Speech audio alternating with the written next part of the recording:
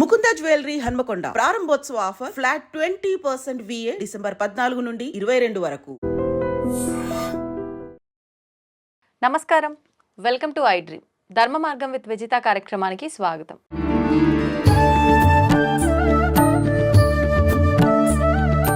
ప్రస్తుతం మనతో పాటు ఉన్నారు ప్రముఖులు శివరుద్ర సాధువు గారు. ఇప్పుడు వారితో మాట్లాడి మరిన్ని విషయాలు తెలుసుకుందాం. నమస్కారం అండి. నమస్కారం అమ్మా, చెప్తల్లి.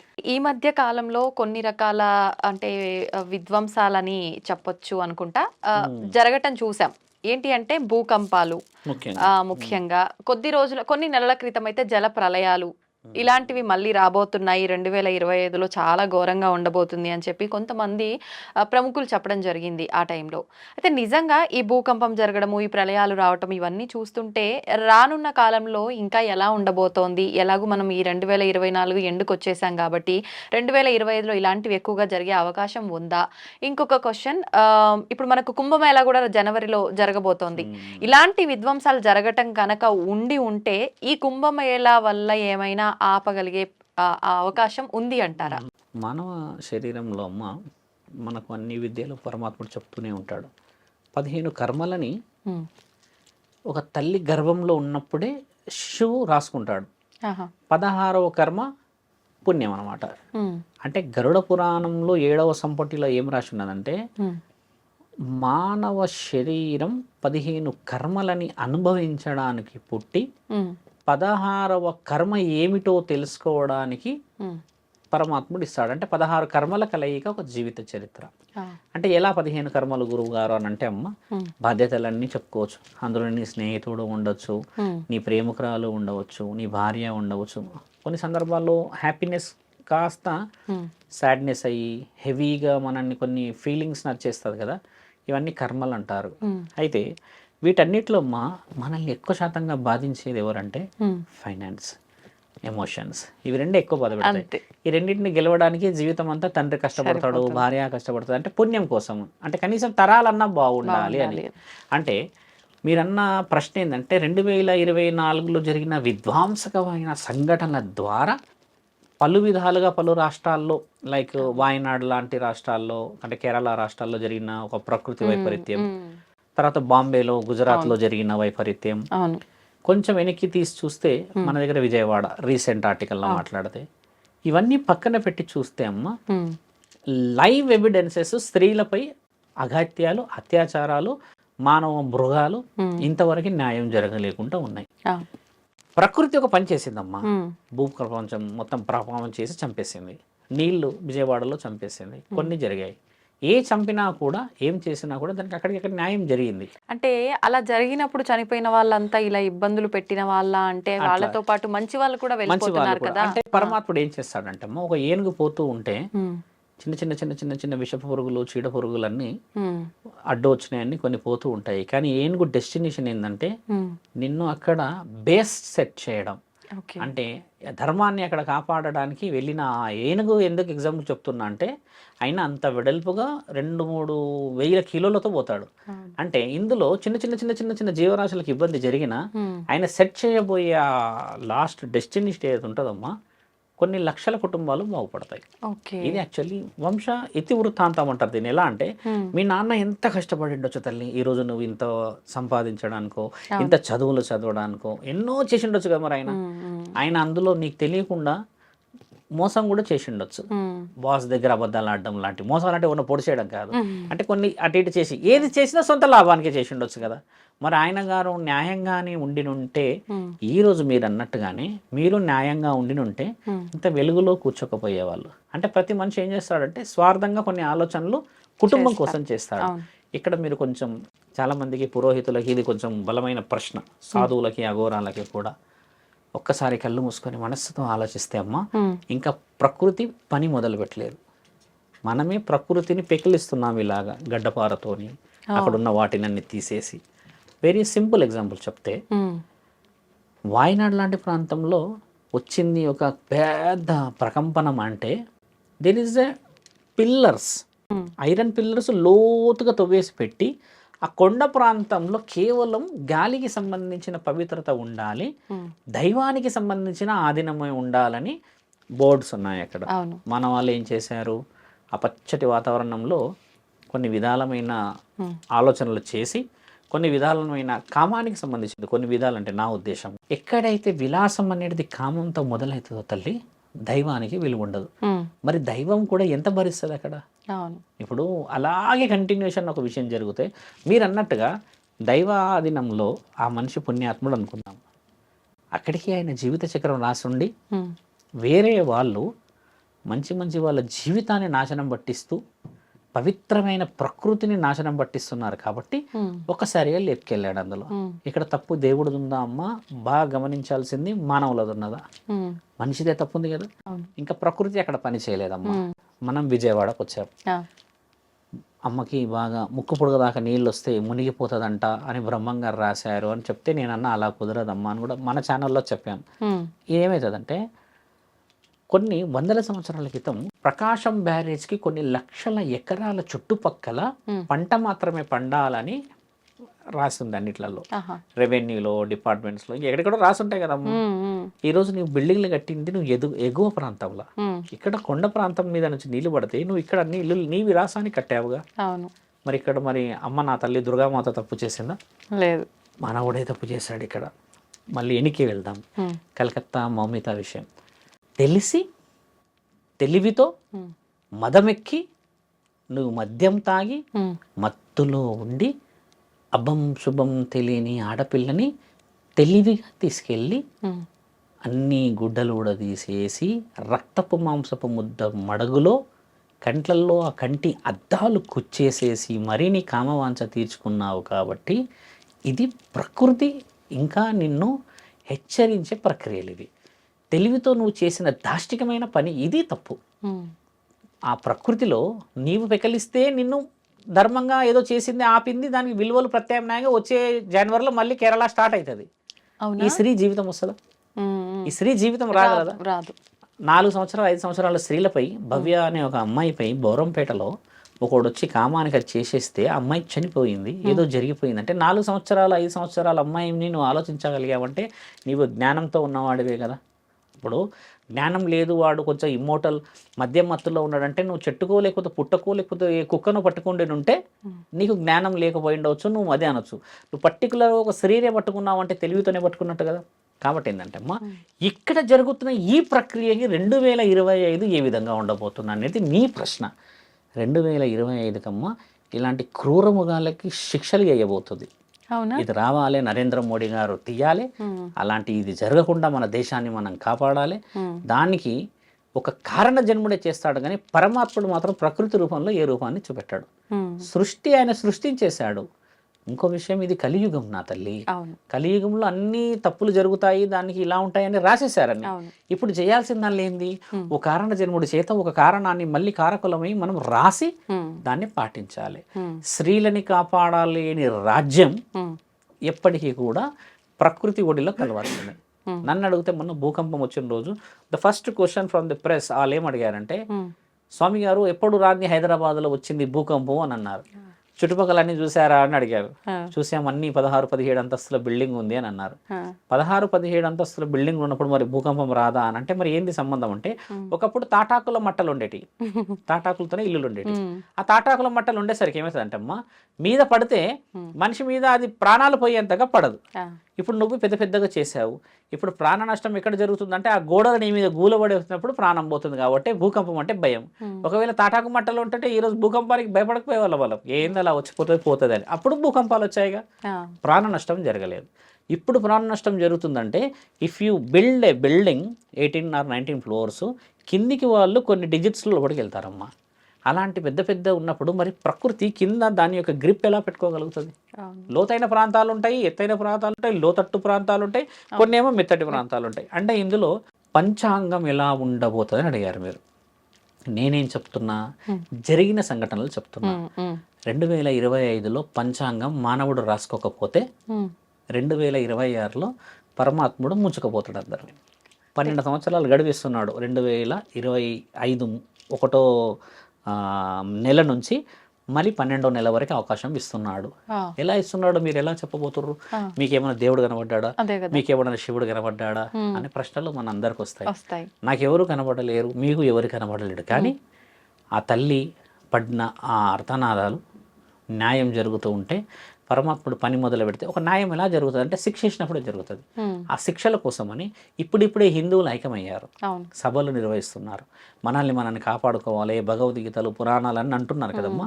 అలా అలా అలా అలా అలా అలా మన ధర్మం మళ్ళీ స్థాపించబడుతుంది. ఆ ధర్మం స్థాపించబడేటప్పుడు ఏమైతుందంటమ్మా, కొందరు వ్యక్తులకు ప్రాణాలకి ముప్పు జరుగుతుంది అని అంటారు కదా. ఉదాహరణ కలకత్తాలో ఆ అమ్మాయి చనిపోయింది, రేపు కేసులు చేసి కొందరు చనిపోయారు. వీళ్ళు ఏం చేస్తారు తెలుసా అమ్మా, వీళ్ళంతా కారణ జన్మలు. ఆ కారణ జన్మలు ప్రాణాన్ని కూడా వదిలేసి మరో చరిత్రను రాయగలిగారనమాట. అది కదా నిజమైన జీవితం. అలా వాళ్ళే ఇప్పుడు ఆ అమ్మాయికి అలాంటిది సంఘటన జరగకపోయినంటే ఒక చరిత్రని మళ్ళీ రాయలేం మనం. ఇప్పుడు మనకు అప్పుడు దిశ కేసు వచ్చింది తల్లి. ఇప్పుడు కొంతమంది హైదరాబాద్లో కానీ ఇక్కడ కన్నా పట్టుబడ్డారంటే చింతపండు చేసేస్తున్నారు పోలీసులు, కానీ పట్టుబడ కూడా జరుగుతున్నాయి కదా. ఇలాంటి 100 పట్టుబడాలి అనేటిదే 2025 జాతక బలం. ఇంకోటి 2025లో అమ్మ 3వ నెలల మహాప్రళయం ఉంది. ఆ మహాప్రళయం నీళ్ళ ద్వారానే ఉంది.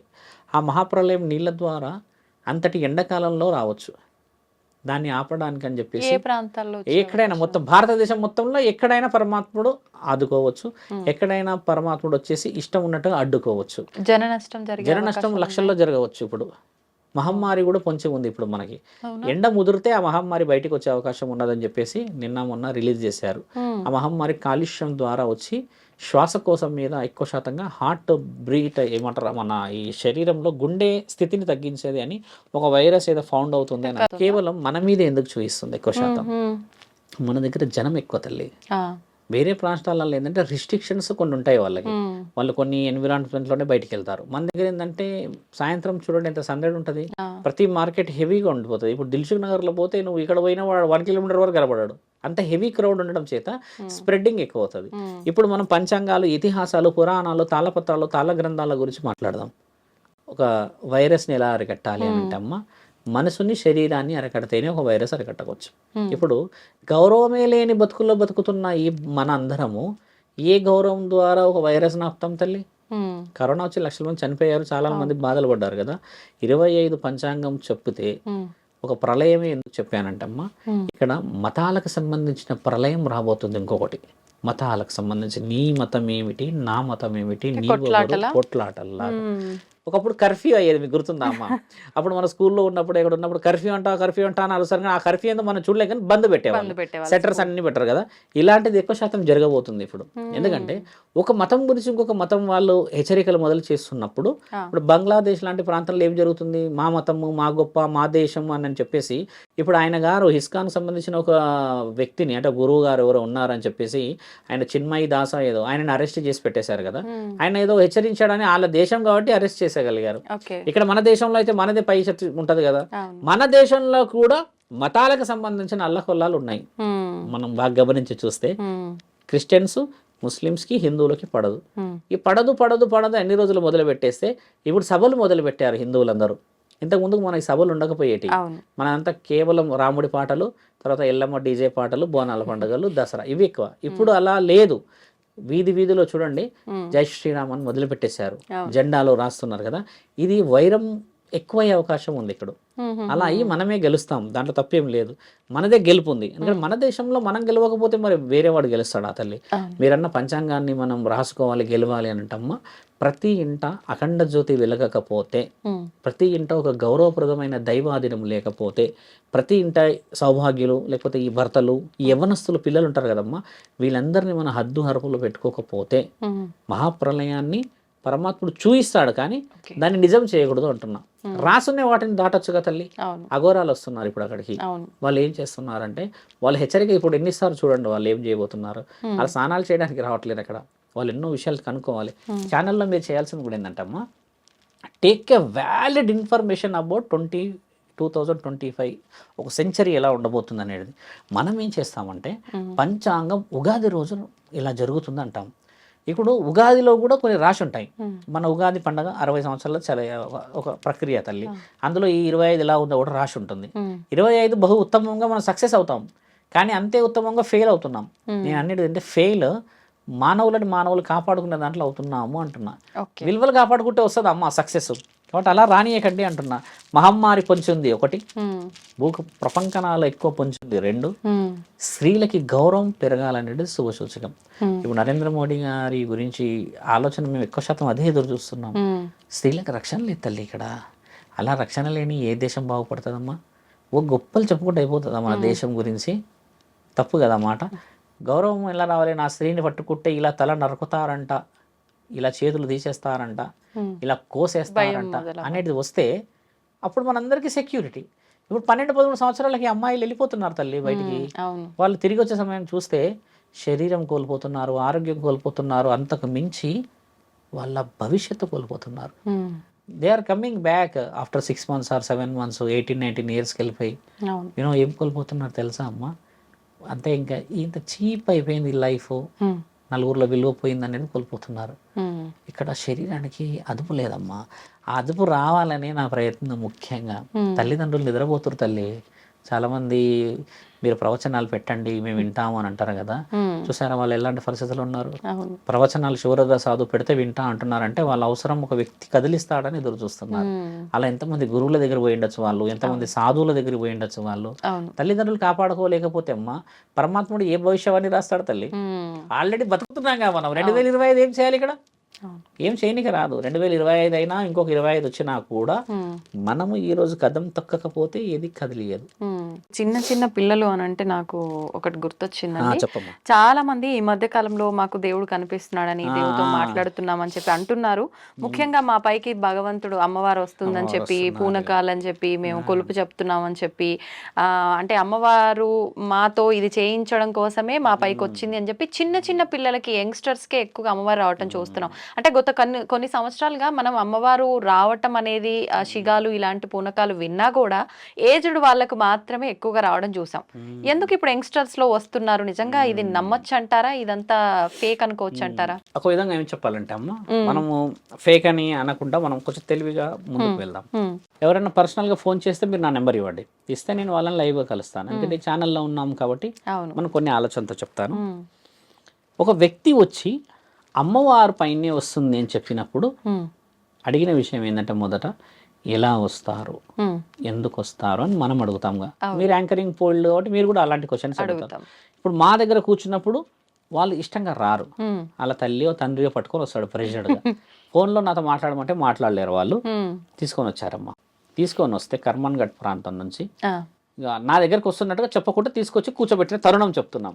కూర్చోగానే హాయ్ నాన్న, హౌ ఆర్ యూ అని చెప్పేసి కొంచెం ఇంగ్లీష్లో ఆ వర్డ్స్ ఈ వర్డ్స్ మోడర్న్గా మాట్లాడేసి, so tell me about your life నాన్న, అది ఇది అని చెప్పేస్తే వీళ్ళ పేరెంట్స్ కొంచెం సిగ్నల్ ఇచ్చిన, కొంచెం వెనక్కి జరగండి అన్నట్టు. వాళ్ళు ఇప్పుడే వస్తామన్నట్టు వెళ్ళారు. కొద్దిగా దగ్గర కూర్చొని మాట్లాడినన్న, I'm like your father, your brother, అది అని మాట్లాడుతూ ఉంటే everyday mother and father is scolding me, unnecessary words they are talking and abused language they are using and start చేసాను. అంటే what abused language you are finding అంటే they are fighting each others in front of me only when I came back from school or college అంటే పోతుందంటే, so how can you find that they are fighting for something అని అంటే, most of the sense they are talking about finance స్వామి అని అన్నారు. అంటే finance అంటే మీ గురించే కదా స్వామి అంటే, నో మా గురించి ఫైనాన్స్ గురించి కాదు స్వామి, వాళ్ళు ఏ విధంగా ఫైనాన్స్ సంపాదించాలన్న దానికి మేము ఒప్పుకుంటాం. కానీ ఏ ఖర్చు ఎలా పెట్టావు, నువ్వు అలా ఖర్చు పెట్టావా, నేను ఇలా పెట్టావా, దీనికి ఎస్టిమేషన్ ఎంత అయింది, ఈఎంఐ అని కొన్ని ఉంటాయి కదా. ఈ డిస్కషన్స్ నేను చాలా చాలా చాలా చిన్న లైఫ్లో ఉన్నా అనిపిస్తుంది అన్న థాట్ తిరుగుతుంది ఆవిడ మైండ్లో. గమనించండి నా ప్రశ్న. డబ్బుల గురించి తల్లిదండ్రులు కొట్లాడుతున్నారు అన్న విషయం ఎలా తీసుకుందంటే ఈవిడ వీఆర్ వెరీ పూర్ అన్నట్టుగా తీసుకుంది. అంటే నేనేమన్నా ఓకే దట్ ఈస్ ఫైన్, ఎందుకంటే ఉన్నది కొట్లాడుకుంటారు వాళ్ళు, ఇంట్లో కొట్లాడకపోతే వీధిలో కొట్లాడతారా నేనంటే.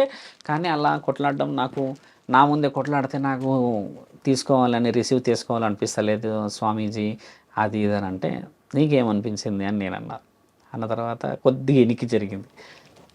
అమ్మాయి అబ్బాయిని లవ్ చేసింది. ఇంకా is a well good person, bike ఉంది, మంచి కార్ ఉంది, ఏదో ఏడ పరిచయం, సమ్ కాలేజ్ అబ్బాయితో తిరుగుతున్నాం, చేస్తున్నాం, well settled. At least will settle in future. How you will settle in future if boy is a settled person? అంటే there is a certain norms అమ్మా, లవ్ అన్నా, అట్రాక్షన్ అన్నా అని అంటే బాగుంటాం ఇంకా మేము. వీళ్ళతో నేను ఉండదలుచుకోలేదు ఈ ఫైనాన్స్ ఇష్యూస్లో. ఈ థాట్ యాక్చువల్ ఆవిడది, వీళ్ళతో నేను ఉండదలుచుకోలేదు. ఓకే, మరి ఆయన ఎలా ఉంటాడు అంటే ఒక సమ్ అట్మాస్ఫియర్లో ఉంటాము, చేస్తాము, అది ఇది అని మాట్లాడేది. అక్కడ వరకు ఒక టాపిక్ వచ్చింది. కొంచెం వెనక్కి వెళ్ళా, 3వ క్లాస్ 4వ క్లాస్ వరకు. తెలుసా అమ్మ 3rd క్లాస్లో ఎక్కడ ఉన్నారు, ఏం చేశారని వెళ్ళిన తర్వాత ఆవిడ చెప్పిన డిస్కషన్, అప్పుడు బాగుండే లైఫ్, మంచిగా ఉండే, ఆడుకునే వాళ్ళం, ఫ్రెండ్స్ ఉండే, కల్చర్గా ఉండే, ఇట్లా అన్నది. ఇప్పుడు నీ లైఫ్ ఎందుకు బాగుండట్లేదు అంటే ఎక్స్పెక్టేషన్స్ కదమ్మా అన్న. సడన్గా ఈ అమ్మవారు ఎందుకు వచ్చారు నేను అంటే, ఎందుకమ్మా అమ్మవారు వస్తే నాకు చాలా ఇష్టం రా నాన్న అని ఇట్లా టాపిక్ స్టార్ట్ చేశాను. అనగానే ఈవిడకి ఏంటంటే, ఈవిడని మనం డిస్కరేజ్ చేస్తే ఈవిడ నాకు సీక్రెట్లు చెప్పలేదు. అలా మెల్లిగా లాగేసి మన వైపు మాట్లాడినప్పుడు ఏమన్నదానంటే, ఆవిడ నాకు ఏ స్థితిగతులు ఉన్న శక్తి శరీరం మీదకి రాదు అని ఇండైరెక్ట్గా చెప్పింది. ఈవిడ బిహేవియర్ ఎందుకు చేస్తుందంటే, mother and father they cannot find ఆవిడ యొక్క పర్సనల్ లైఫ్. ఈ యొక్క డైవర్షన్ రాగానే ఈవిడకి ఏదో అయిపోయింది, చాటింగ్ ఎక్కువ చేసి పొద్దుంతా నిద్రపోవడాలు, బయట కాలేజ్ కానీ ఇంకెక్కడికైనా పోయినప్పుడు తినేసి రావడాలు చేసేసి ఇంట్లో హెల్త్ బాగాలేదని చెప్పి పడుకోవడాలు, ఇవన్నీ కొంచెం అబ్నార్మాలిటీస్ గమనించినప్పుడు నా పైన ఎవరో ఉన్నారు, ఏదో జరుగుతుంది అని కొద్దిగా అట్మాస్ఫియర్ క్రియేట్ చేసినప్పుడు వీళ్ళ మైండ్ అంతా ఎల్లమ్మ మీదే ఉండిపోయింది. యాక్చువల్లీ ఈవిడ ఈ అమ్మాయి మైండ్ అంతా సొసైటీ మీదకి వెళ్ళిపోయింది. కాబట్టి బయటికి రాకపోవడానికి కారణాలు ఏంది అనేది తల్లిదండ్రులు కనిపెట్టాలి. ఈవిడ ఎక్కడ పోతుందని కనిపెట్టాలి. అమ్మాయి బాగా ఉండి మంచిగా తినేసి వస్తుంది, బయట అన్ని చేస్తుంది, తిరుగుతుంది అని అంటే అమ్మ సట్ ఆఫ్ ఒక మైండ్ ఉన్నది ఆవిడ దగ్గర. ఆ మైండ్ని నువ్వు రీడ్ చేయట్లేవు అంటే మదర్ ఫాదర్ ఇంట్లో లేరని అర్థం. అంటే వాళ్ళు వర్క్ కోసం వెళ్తున్నారు. ఈవిడ జీవిత ప్రక్రియ వేరేలాగా అయిపోయింది కదా. ఓపెన్ అయినాకమ్మ వాళ్ళ మదర్ని పిలిచి అడిగిన తర్వాత, షీజ్ 16-17 years, ఏం సంగతి అని చెప్తే వాళ్ళ అమ్మని అడిగితే, పరిస్థితులు ఇట్లా వెళ్తున్నాం కదా అంటే, నేనేమన్నా అంటే, మీ అమ్మ మీ నాన్న నీ కళ్ళ ముందే ఏదన్నా చేసుకోనో లేకపోతే ఏదైనా కోల్పోయో, ఆరోగ్య పరిస్థితి కోల్పోతే ఎలా ఉంటుంది అని అడిగాను. నువ్వు అప్పుడు మెల్లి కంట్లో నుంచి నీళ్ళు డ్రాప్ అవుతున్నాయి, ఏడప్పుడు మొదలుపెట్టింది. అమ్మ నాన్న లేకపోతే వాళ్ళు నన్ను పెంచారు, కష్టపడ్డారు అంటే 3-4 years క్రితం ఎలా ఉంటావు అని అడిగాను కదా. అక్కడ నుంచి అడిగినప్పుడు ఏంటంటే, మదర్ ఫాదర్ లేకుంటే నీ లైఫ్ ఏంది అని శూన్యం చేస్తారు కదా అని చెప్పి అడిగినప్పుడు ఏమన్నదంటే, ఆవిడ ఫ్రీడమ్ ఇస్తే నేను ప్రశాంతంగా ఉంటాను అన్నవాడు వదిలింది ఆవిడ. ఫ్రీడమ్ ఎలా రావాలి? వీళ్ళిద్దరు ఫైనాన్స్ పరంగా గొడవకూడదు ఒకటి, ఈవిడ ఏది అడిగితే అది తెచ్చేయాలి 2, ఈవిడ ఏదైనా మాట్లాడితే ఎదురు పడకూడదు 3, ఈ మొబైల్ ఇచ్చేసేయాలి, దాంట్లో ఎవరితో చాటింగ్ చేస్తున్నావు అడగకూడదు 4. ఇలాంటి కొన్ని విషయాలు రిస్ట్రిక్టెడ్గా ఉంటే ఈవిడ కళ్ళు మూసుకున్నప్పుడు నేను అది అని చెప్పినప్పుడు వాళ్ళ మైండ్ డైవర్షన్ జరిగింది కదా ఇక్కడ. అలా వచ్చిన ఆడపిల్లలే చాలామంది ఉన్నారు ఇక్కడ. ఇక్కడ ఇంకొక సందర్భం, చాలా టాకెటివ్ సందర్భం. ఒక ఊరికి పోతున్నామ్మా నేను కర్నూలులో. ఆవిడ పసుపు గిసుపు అన్నీ వేసుకొని వచ్చి కూర్చుంది. జడ ఇలా అనుకుంటూ ఉంది నా ముందు. శివరుద్ర సాధు వచ్చిండంట అనగానే నాతో పాటు అందరూ ఉన్నారు, వీళ్ళంతా కొంచెం దూరం జరగండి అందరూ అన్నట్టు అందరం దూరం జరిగిపోగానే ఆమె ఇట్లా గోడకి ఇలా ఒరిగి మాట్లాడుతుందమ్మా. ఒక సాధువుని అన్నప్పుడు నా దగ్గర ఒక గౌరవంగా నిలబడచ్చు కదా. నేనేమో త్రిశూలం ఇలా పట్టుకొని చెప్తల్లి అని చెప్పి ఇలా నిలబడి, నేనంటే ఆవిడ ఉన్న ఆ గోడకి ఇలా ఒరిగి మాట్లాడుతుంది నాతో. ఏదేదో ఫ్రెండ్ ఎక్కడి నుంచో వచ్చేసి నెల్లూరు నుంచి అన్నట్టుగా. నేనేమన్నానంటే, ఏం జరుగుతుందంటే ఎల్లమ్మ వస్తుంది అన్నదమ్మా. ఎల్లమ్మ వస్తుందా అమ్మ, ఏం చేశారు ఇప్పుడు అంటే, ఇంట్లో కొడుతున్నారు బాగా అని అన్నారు. ఎవరు కొడుతున్నారు? ఎల్లమ్మ వస్తుందని నేను కొడుతున్నారా అని అడిగిన. అయినా కొడుతున్నారు అని అంటే నేనేం అడిగినంటే, ఒక మాట చెప్తా ఏమనుకో కదా అమ్మ, బాధపడొద్దు అన్న. చెప్పండి స్వామి అన్నది. నీకు అక్రమ సంబంధం ఉందా అని అడిగిన. ఒకసారి చున్నీ అది ఈ చీర అమ్మ ఇలా తీసి ఇలా చదివేసించాలి ఒకసారి.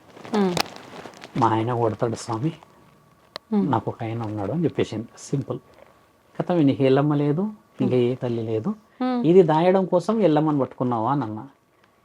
కరెక్ట్గా కిందకి వంగిందమ్మా. ఇంకా అంత టక్కుని ఎలా చెప్పావు స్వామి అని అంటే, నేనన్నా చెప్పేది ఏం లేదమ్మా, ఇప్పుడు ఒక మానవ జీవిత శరీరాన్ని చూసిన నీకే ఎల్లమ్మ తల్లి గురించి ఒక అవగాహన ఉంటే, సాధు సంతులము కూర్చొని పరమశివుడు హరా హరా అని పొద్దంతా రాత్రంతా అరుచుకుంటూ తిరిగే నేను ఒక వ్యక్తి విషయం చెప్పలేమా అని అంటే, ఇప్పుడు నేను ఏం చేయాలా స్వామి అన్నది. ఏమి చేయలేవమ్మా, నీ పెన్మిటిని చూసుకో. ఇప్పుడు గోప్యంగా పెట్టావు ఈ విషయం, కానీ నీది ఈ గోప్యము ఊర్లో ఉన్న అందరూ తెలిసి నీ బలుగుతుంది అని చెప్పిన. కనిపెట్టరా తల్లి సీక్రెట్, ఇప్పుడు ఒకటి కనిపెడతారు కదా, అది దాచిపెట్టడానికి నా మీద వీళ్ళు చేసే ఈ పనులు పడకూడదు అన్న ఉద్దేశం ఈవిడ మొదలుపెట్టింది కదా. చాలా రియలైజ్ అయ్యి ఏమైందంటే, ఈ స్వామి నెంబర్ ఇవ్వండి అని అన్నది. ఇంకా మన వాళ్ళు ఇచ్చారో చేశారో నాకు తెలియదు. అప్పుడు నేనేం చేస్తా, ఆవిడ ఫోన్ నెంబర్ ఇస్తే వస్తే ఎల్లమ్మని రప్పియాలా, లేకపోతే ఈవిడని సౌభాగ్యవతిలాగా నీ ఇంటికి వెళ్ళమని చెప్పాలనా? ఒక్కటే చెప్పిన, మీ ఆయన కాళ్ళ మీద పడి మంచిగా ఉంటా అని బతుకుతే అందరు సెట్ అయిపోతారు.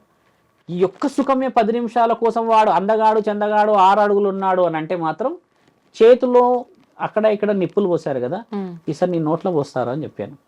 కొంతమంది దేవతలు వచ్చినప్పుడు ఈ సలాకులు కాల్చి పెడతారు, మీకు తెలుసా సినిమాల్లో ఉంటుంది, ఇలా పెడుతుంటారు, కోస్తారు. ఆ బాగా వేడి చేసి పెడితే స్పందన ఇవ్వకపోతే దేవత వచ్చినట్టు, స్పందన ఇచ్చేస్తేనేమో దేవత రానమాట. ఈవిడ అలా కూడా చేశారంట. అయితే అంటే ఇప్పుడు మీరు చెప్పిన 2 ఎగ్జాంపుల్స్ తీసుకుంటే పరిస్థితుల ప్రభావం వల్ల 100% కవర్ చేయడానికి కొంత, లేదు అంటే వచ్చిన దేవాది దేవతలు ఇబ్బందుల శరీరం వల్ల మీదకి రారు తల్లి, రారు. శరీరం మీదకి వచ్చే వాళ్ళు లేరు. నేను గతంలో కూడా గొడవపడ్డా, వచ్చిన దేవత ఎవరైతే ఉంటారో నీకు పెళ్లి కానియదు, నీకు అసలు పెళ్ళే కానియదు. ఓకే, ఆవిడ ఆదినం నీవు. మరి ఇప్పుడు రారు అని మీరు ఇంత ఖచ్చితంగా చెప్తున్నారు కదా, కొన్ని సందర్భాల్లో గ్రామాల్లో మనం ఎక్కువగా చూస్తాము, ఎవరైనా గ్రామ దేవతల్ని కానీ లేదంటే పంట పొలాల్లో ఉన్న దేవతల్ని మర్చిపోయి కొంచెం మనం తక్కువ చేసినట్టుగా చేస్తే ఎవరిపైకో వచ్చి వాళ్ళతో వాక్కు చెప్పిస్తుంది, ఇలా చేస్తేనే బాగుంటుంది వాక్కు వేరు. మళ్ళీ అది నీకు మాట చెప్తాను. ఇప్పుడు మీరు నేను ఇద్దరం షాపింగ్కి వెళ్ళాం, దాన్ని టెంపుల్కి వెళ్ళాం తల్లి, మీరు టక్కున రుద్రాక్ష కావాలి అని అన్నారు. ఆ రుద్రాక్ష తీసేసుకొని మెడల్ వేసుకోగానే రోడ్ యాక్సిడెంట్లో ఇద్దరం తప్పించుకోగలిగాం. ఉదాహరణకి మీ ఫస్ట్ వాడు ఏమంటారు తెలుసా, చూసావా రుద్రాక్ష ఉండడం వల్ల అంటాం కదా. ఇది పరమాత్ముడు అందరి దగ్గర పలుకుతాడు తల్లి వాక్కు, నా దగ్గర పలుకుతాడు, నీ దగ్గర పలుకుతాడు, రోడ్డు మీద ఉన్న బిచ్చపోడే ఆధారాలు కూడా పలుకుతాడు. అది వాక్కు పరమాత్ముడి యొక్క వాక్ చాతుర్యం. అది ఆయన చెప్పుతే వినబడదు కాబట్టి, ఆయన కనబడితే నమ్మవు కాబట్టి ఆ నాలికని కదిలిస్తాడు అక్కడ. ఇది అందరి చేతిలో ఉంది అంతే. మీరన్న కొంటే ఎల్లమ్మలు కొంటే దేవతలు వీళ్ళు చేసేది ఏంటంటే అమ్మ, కొంతమంది సిగం ఊగుతారు, వాళ్ళు భక్తితో ఊగుతారు తల్లి. ఐ గివ్ హ్యూజ్ రెస్పెక్ట్ వాళ్ళకి. వాళ్ళు భక్తితో ఎల్లమ్మ అని అనరు, వాళ్ళు నేను ఎల్లమ్మ భక్తురాలిని అని వాళ్ళు బహు ఉత్తమముగా బోనాలు ఎత్తుకొని ఆడతారు. నేను హ్యాపీగా రెస్పెక్ట్ ఇస్తా వాళ్ళకి. కానీ నేనే ఎల్లమ్మ అంటే మాత్రం నేను 5 నిమిషాలు కూడా ఉండను, వెళ్ళిపోతాడు. ఎందుకంటే ఎల్లమ్మ తల్లి బోనం ఎత్తుతే మరి ఎల్లమ్మ ఆడ గుడిలో ఉన్న ఆవిడ ఎవరు తీసుకెళ్ళాలి బోనం? మరి ఇప్పుడు నేనే దేవుడు శివుడు అనుకోండి, నేనే శివుడిని అని బోనం ఎత్తుకున్నా తల్లి. ఇప్పుడు నేనే శివుడిని అయితే నేను బోనం ఏడికి తీసుకెళ్ళాలి? మరి ఒక నిర్ణయం చాలా బాగా స్పష్టంగా తెలియాల్సింది అది తల్లి. ఇప్పుడు ఆ వర్షంలో మీరు చెప్పారు కదా, కొంతమంది గ్రామ దేవతలకు కొంటే అంటే వాళ్ళ కళలో కనబడతారు, కొన్ని సిగ్నల్స్ ఇస్తారు. పట్టు చీర కనబడడమా, పండు కనబడడమా, పసుపు అంటే బండారు కనబడడమా, కుంకుమ కనబడడమా, వెండి కనబడడమా, బంగారం కనబడదు. మళ్ళీ కొన్ని ప్రమద గణాల అనుమతులు ఇస్తారు, వేప చెట్టు కనబడడమా, ఇట్లా కొన్ని కనబడతాయి. అదే దుష్టశక్తి ఏంటంటే గజ్జల చప్పుడు చేస్తుంది. ఇది చాలా మందికి తెలియాలి. ఎక్కడైతే గజ్జల చప్పుడు వస్తుందో అక్కడ దుష్టశక్తి ఉందనేది 100% తెలుసుకోవాలి మానవులు. కానీ చాలా మంది గజ్జల శబ్దం దేవత చెయ్యతల్లి, అసలు అలా చెయ్యదు. నా దగ్గరికి చాలా వందల మంది వచ్చారు ఆ విషయంలో, నేను చెప్పి రుజువు చేయించా. ఈ గజ్జల శబ్దం ఎవరు చేస్తారంటమ్మా, ఈ ప్రేతాత్మలు చేస్తాయి. నిన్ను అలర్ట్ చేసి నిన్ను ఆ సమయానికి బయటికి పిలిపియడానికో, నీ మీద ఏదో సంథింగ్ ఏదో ఉంటది. నీకు ఉదాహరణకు నువ్వు పవిత్రమైన భక్తురాలు అనుకో అమ్మ, ఒక భవానీ మాత భక్తురాలు అంటే నిన్ను పట్టుకుంటే భవానీ మాత అనుగ్రహం ఉండొచ్చు కదా ఆమె కూడా. కాబట్టి నిన్ను మేల్కొల్పే ప్రక్రియలో రాత్రి 12 నుంచి 3 గంటలకు వస్తుంది. ఏ దేవత కూడా 12 నుంచి 3 గంటలకు శబ్దం చేయదు. శాసనాలు ఇతిహాసాల్లోనే రాసింది కదా, 12 నుంచి 3 గంటల వరకు కలి యొక్క ఆధీనమైన సమయం అది. అంటే చెడు ప్రభావం. 3 తర్వాత మన మంగళ స్నానాలు మొదలైతాయి కదా ఏ గుడిలో అయినా. 3 తర్వాత శబ్దం వేరు ఉంటుంది, 11, 12 లోపు ఉండే శబ్దం వేరే ఉంటుంది. దేవతలు కూడా గజ్జల శబ్దం చేస్తారు, సమయం వారిది వేరు. గల్ అనే శబ్దం వేరు, గలగలగల అనే శబ్దం వేరు. దేవతలు చాలా గలగల చేస్తారు శబ్దం. ఒక వ్యక్తి నడుస్తున్నట్టు శబ్దం వస్తుంది, మీరు గమనించండి. ఇప్పుడు మనం కొందరికి 2, 3 ఉంటాయి తల్లి ఆ గజ్జలు. ఆ సౌండ్ పర్టికులర్ గా నడుస్తుంది, టక్ టక్ నడిచి ఒక దగ్గర ఆగుతుంది. దేవత అయితే ఇంకొకళ్ళు ఏంటంటే తిరుగుతూ ఉంటారు, వాళ్ళు బయట తిరుగుతారు. బాగా గమనించాల్సిన ప్రశ్న మీరు అడిగిన డీప్ క్వశ్చన్. ఇప్పుడు ఇది మన బెడ్రూమ్ అనుకోండి, అదొక ఉదాహరణ కిచెన్ అనుకోండి, అదొక హాల్ అనుకోండి. Every corner we listen that sound. But ఎవిల్కి బయటనే శబ్దం చేయగలదు. అంత సింపుల్ లాంగ్వేజ్లో అంత సింపుల్ టర్మినాలజీ ఎలా మర్చిపోతారు మానవులు? నేను అక్కడ నాకు పిచ్చ కోపం వస్తుంది, ఎందుకంటే అడిగిన వాళ్ళు కూడా తిడతాను ఆడవాళ్ళని. ఏమా ఏడొస్తుందంటే ఓ వరండాలా తిరుగుతుంది అని అంటారు. వరండాలు ఎందుకు తిరుగుతుంది? దేవత అయితే ఇంట్లోకి రాకూడదా? నీ అనుమతి కావాలా? ఆవిడ ఇంట్లో నువ్వు ఉన్నావు కదా నేనంట. ఒక దేవత ఇంట్లో మనం పుట్టినాం కదమ్మా. నీవు ఉట్టక ముందుకే మీ నాన్నల ముత్తాతల నుంచి వస్తున్న ఎల్లమ్మ తల్లి పోచమ్మ తల్లి వాళ్ళు అంటే నువ్వు ఆమె ఇంట్లో ఉన్నట్టే కదా. మరి ఆమె ఇంట్లోకి చోటు ఎక్కడైనా ఉండవచ్చు కదా. భూతాలు దయ్యాలన్న ఈ విషయం ఎందుకు చెప్తున్నా అంటే, ఇవి నిన్ను సెక్యూర్ ప్లేస్ నుంచి బయటికి రాపించగలవు. ఓకే. అయితే నీవు అయితే అదైతే లోపలికి రాలేదు కదమ్మా, ఆడొక రక్ష ఉంటది కదా ప్రతి గడపకి. ఇది తెలుసుకోవాలి చాలా మంది. మీరు అన్న ప్రశ్న ఏంటంటే చాలా మంది తప్పుదోవలకు వస్తుంది, ఇలా ఎల్లమ్మలు వచ్చారు పోచమ్మలు వచ్చారు అంటున్నాను కదా, ముమ్మాటికి అవాస్తవమైన విషయాలు అవి. కొంతమంది భక్తితో ఆడుతున్నారు. అర్ధనారీశ్వరులు ఎల్లమ్మ తల్లి బోనం నేస్తే నిజంగా ఎల్లమ్మ తల్లి వచ్చినట్టు ఉంటుంది అక్కడ బల్కంపేటలో. ఎంత భక్తిగా ఆడతారు మరి.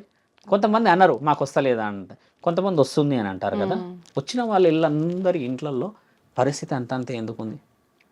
ఆ అమ్మాయి ఎవరైతే అంటుంటారో ఈ చిన్న చిన్న వయసులో ఉన్న వాళ్ళు కానీ లేడీస్, సొంతంగా ఆరోగ్యం బాగుండదు తల్లి వాళ్ళది. నడుములు తీవ్రంగా నొప్పులు ఉంటాయి, మెడల కాడ నుంచి కింది వరకు హెవీ పెయిన్స్ ఉంటాయి బాడీ అంతా. వాళ్ళు చేసే ఆ కొంచెం క్రియా ప్రక్రియలకి న్యూరలాజికల్ సిస్టమ్ చాలా డిస్టర్బ్ అవుతుంది. దానివల్ల పెళ్ళైన వాళ్ళకి ఏమవుతుంది తెలుసా అమ్మ, చాలా మందికి తెలియాలి అమ్మలకి, పెనిమిటికి మరణగండం వస్తుంది, కొడుకుంటే కొడుకుకి గండం వస్తుంది.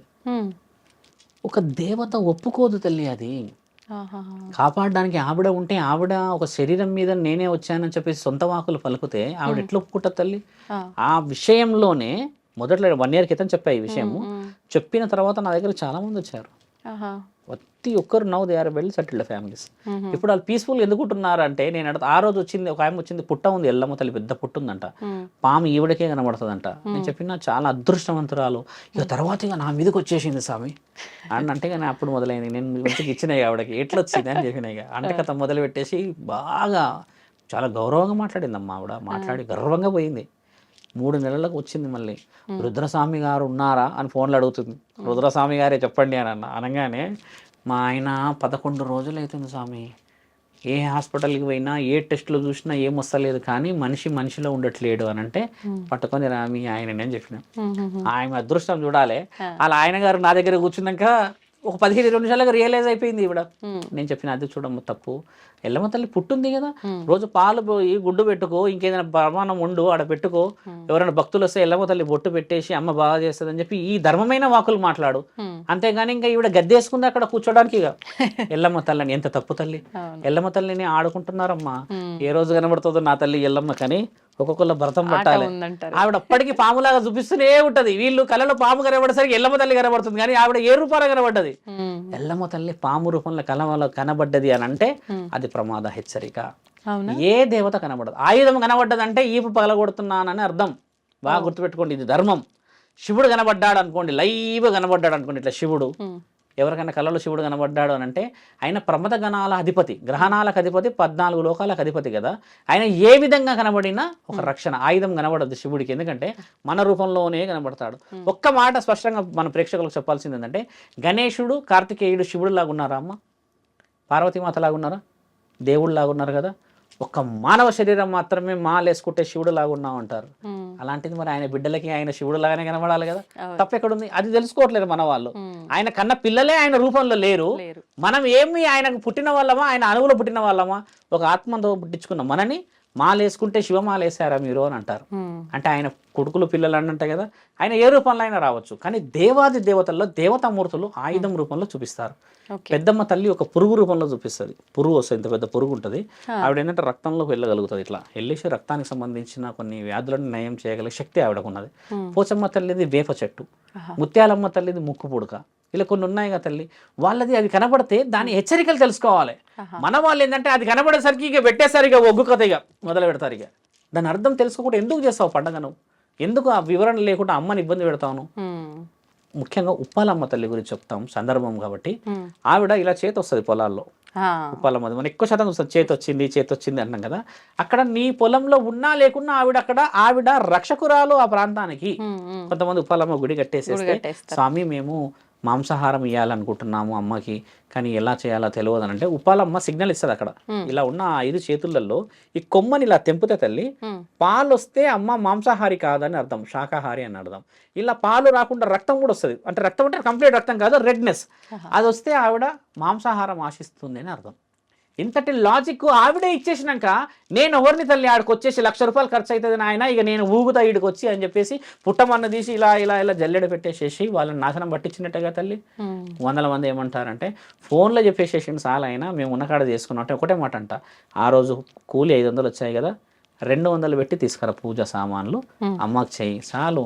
నీ దగ్గర పచ్చడి మెతుకులు ఉంటే అందులోనే ఆమె కూడా తృప్తి. 20,000 అప్పు తెచ్చేసి పెట్టిన దాంట్లో అమ్మ తింటుందా అమ్మ? మనమేం తింటామా? బాధ అనిపించదా ఈ 20,000 ఎలా కట్టాలి అని? ఏ దేవత ఆశించదు తల్లి అలాగా. మొన్న రీసెంట్ కాల్ నాకు నల్గొండ నుంచి వచ్చిన కాల్. పొలంలో ఎంత కొట్టేసినా వస్తుందంట, ఎంత కొట్టేసినా వస్తుందంటే 3 అడుగులు కట్టండి, కట్టడానికి ఏమవుతుంది అమ్మవారిని అని చెప్తే, కానీ 2 అన్నదమ్ముల లొల్లుంది స్వామి అని అన్నారు. ఎవడో ఒకడు కట్టకపోతే మరి 2 ఈపులు వల్ల కొడుతుంది ఏమి? మొన్న ఒకటి చనిపోయింది వాళ్ళ ఇంట్లో. గతం చనిపోయినాక 11 రోజుకు మొదలుపెట్టేసి గుడి టామ్ టైం కట్టేసేసి నన్ను పిలిస్తే నేను రానన్నా. మనిషి చనిపోక ముందుకు చెప్పినాం కదా. అంటే ఆయన ఈ విధంగానే చనిపోయింది అనుకుంటున్నారు. ఆయన ఏ ఆరోగ్యంతో చనిపోయిండో మనకు తెలియదు. వీళ్ళు ఏమనుకుంటున్నారు, ఒక సాధువు చెప్పిండు గుడి కట్టాలని. 12 ఏళ్ల క్రితం మా తాత చచ్చిపోయినప్పుడు అదే చెప్పిండు గుడి కట్టాలని. మనం కట్టలేంరా. ఇప్పుడు పెద్దనాన్న చచ్చిపోయేంత వరకు మనకు రాలేదంటే నెక్స్ట్ వీడియో కూడా వస్తాడని భయాన్ని కట్టేసిరు అక్కడ. అదే భక్తితో కాదు, ధర్మం తెలుసుకోవాలి అంటున్నా నా తల్లి. దేవత లేదంటారా? ఎక్కడైనా ఉంది దేవత, మనసుల్లో ఉంది కదా దేవత. అది తెలుసుకోలేని నీవు ఏ విగ్రహానికి పెడతావమ్మా ఆరాధన? అది తప్పు అంటున్నాం తల్లి. నిజంగా మీరు చెప్పినట్టుగా చూసుకుంటే గనక ఈ పూనకాలు, అమ్మవారు రావటం, ఇదంతా మీరు చెప్పిన లాజిక్, మీరు లైవ్ లో ఎగ్జాంపుల్ గా జరిగిన చెప్పిన దాన్ని బట్టి చూస్తే ఇది వాస్తవం కాదేమో అనిపిస్తుంది. నిజంగానే అలాంటివి నమ్మకూడదు, మూఢనమ్మకాలు అని కొట్టి పారేసే వాళ్ళు ఉన్నారు. ఇప్పుడు నిజంగా అలాగే కొట్టి పారేయాలనే ఒక ఇన్ఫర్మేషన్ కూడా మీ ద్వారా అయితే అర్థమైంది. నిజంగా చాలా మంచి విషయాలు తెలియదు.